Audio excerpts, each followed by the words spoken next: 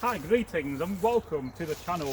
For today, it is a folktale day, and today I have another of the Dave the Viking Cat stories for you. And this one is called Dave the Cat and the Missing Hunter. So many years ago, when I was living in Northworthy, the village, I was sat in the long hall, the main hall in the village, drinking some mead with my wife Thora Egglesdottir. And we was, drinking some horns of mead. Then all of a sudden, Dave the Viking Cat appeared and walked through the double doors. Oh, everybody got up and cheered. Hey, it's Dave! Not seen Dave for a while. And Dave immediately saw me and my wife, my whiff, and came over, shouted to the servant, "Mead, please!" and got a little horn of mead and sat down. And so we got talking, and I said, "Oh, Dave, it's been a long time since we've seen you." There I was, eating some stew with my wooden spoon, and he said, "Oh, I've been on a right adventure, and I'm going to have to tell you all about it." So me and the good wife, we sat down, and we listened to Dave's story. Now Dave was away from the area, up in North Derbyshire, not far from Macklot in the modern world, and he was in a mead hall when a man came in. He was specifically looking for Dave, and he said, Dave the Viking Cat, I've been looking leagues and leagues for you, miles and miles. I've been to so many mead halls, I couldn't tell you how many I've been to, but now I've found you and I've got a quest for you to go on." And so Dave said, "Well, is there any coin in it? Are you going to pay me something? I don't do things for free. I mean, who would? I wouldn't." And the man got a bag of coin, a little pouch, and waved some coin in front of him, and Dave was a happy cat. And he says, "Well, I come from a family, and my son, who is a hunter, is missing, and he's been missing for a good while. And we've looked high and low where he hunts, and no matter where we looked, we can't find him. That day when he was out, he was hunting duck. Some say he was after the elusive duck of evil, which is another story indeed. But yeah, no matter where we searched, we asked around all the local people, went to all the farms. They said, have we seen, the hunter who remains nameless in the story, and nobody had seen him. And the only person we thought about, an older man with a big grey beard and no hair, perhaps his name was Niel, I don't know, but he was sitting in a very smoky long hall in his long house, and he said, you want Dave the Cat for this mystery, and so I am now here to ask you to go on this quest, to go and find the missing hunter." And so Dave said, "All right, when did you last see him?" "Oh, he was up Middleton way, and he was heading up to the moors to hunt for some birds and some various creatures that live on the moor, including deer." "Oh, I will start there," said Dave. So after a good amount of mead and a hot meal and a good bed for the night, Dave the Viking Cat set off on his journey. And it took him 3 days to get to Middleton, which is way up in Derbyshire, a very well known place for mining. In fact, the Romans were there well before the Anglo-Saxons, mining for lead and precious minerals, including silver and gold. And so Dave followed the route. He heard all about where the hunter would go, and he came to a place by a lake on the moors, and there was a lone tree, and something caught his eye. For on the tree was a leather satchel, a leather sack. He grabbed it, climbed up the tree, grabbed this sack, looked at it and said, "This is a sack of a hunter." For there was arrowheads and a flint and steel and a small little knife, a little sea axe. He said, "This must be the hunter's bag." And it was right beside a lake, and it was a full moon, and it was getting late. And Dave said, "Well, I've got to carry on searching tomorrow, so I'm going to make a little fire and a little bed But then, during the night, something strange happened, for he heard an enchanting singing voice. It was indeed, you may not guess what it is, but I'm going to tell you, it was indeed a mermaid of the lake. We often think about mermaids living in the sea, but they also reside and live in lakes as well.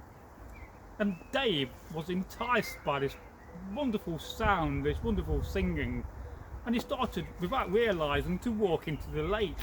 But then something very, very strange happened, for he was sucked down a whirlpool, and suddenly he found himself in a strange, strange land.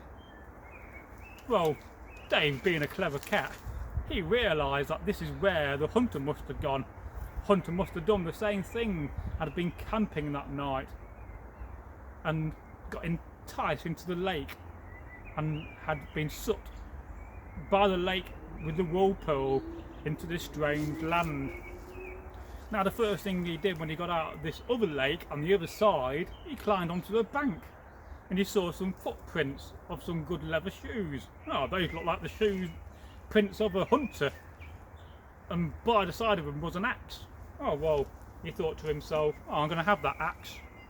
He can never own enough axes.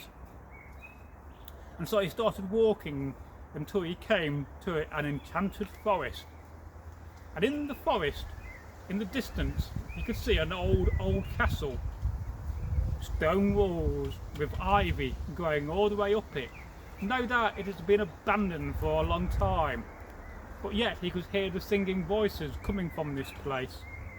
For it was indeed the place that the mermaids of this land lived in.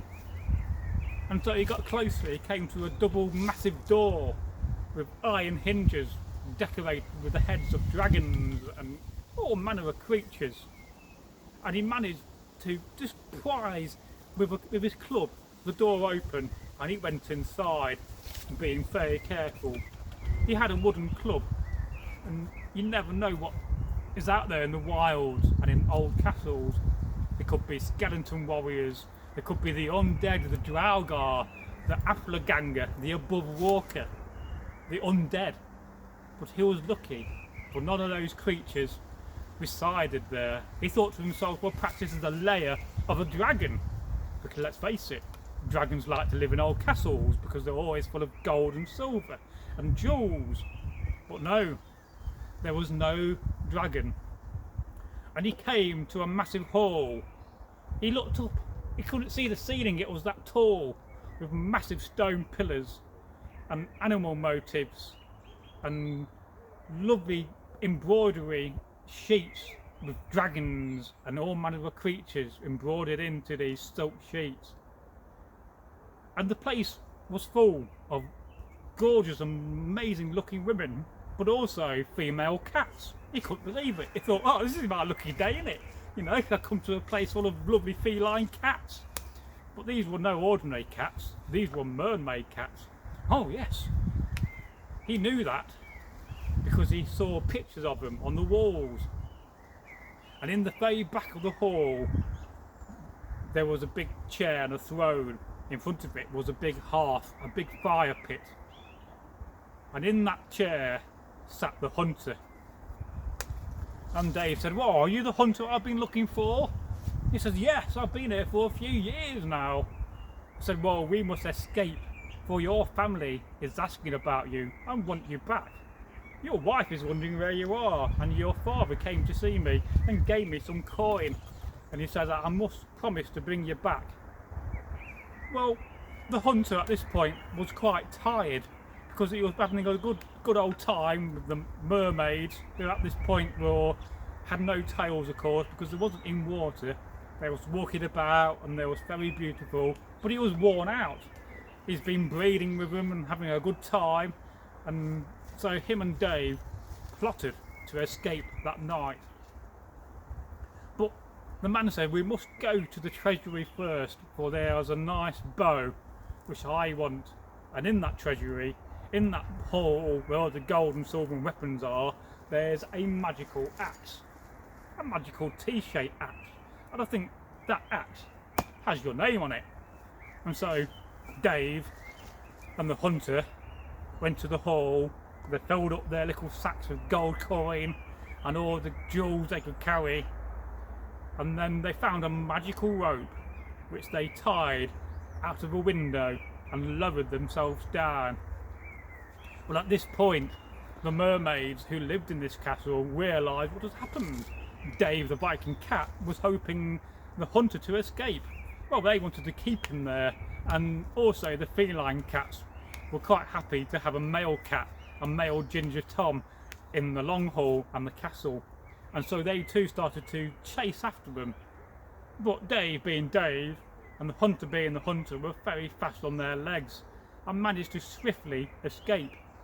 It was a full moon night, and they got to the pool, and they both saw the whirlpool appearing in the lake, and they both dived in with the gold and the jewels, and the hunter had a magic enchanted bow, enchanted by the land rights, the spirits of the land. And Dave, of course, had his magic axe, another magic weapon for Dave. And so they came to Middle Earth once they got through the lake, and the hunter and Dave went back to the village where he lived, and his family was overjoyed when he marched through the doors of their long hall. His wife was very happy, and his 3 children were even more happier. It is always funny how 3 appears in these tales. And that is the end of the story, and that is the end of this Dave the Cat folk tale, and I hope you've enjoyed it. I made this story up the other day when I was in bed thinking, and I now elaborated on it as I tell it to you now. So if you're new to the channel, if you love a good folk tale, then I do urge you to subscribe and leave us a comment. Hail to all those that watch, and hail to the teller of the tale, and hail to the Allfather, Rodin and Odin.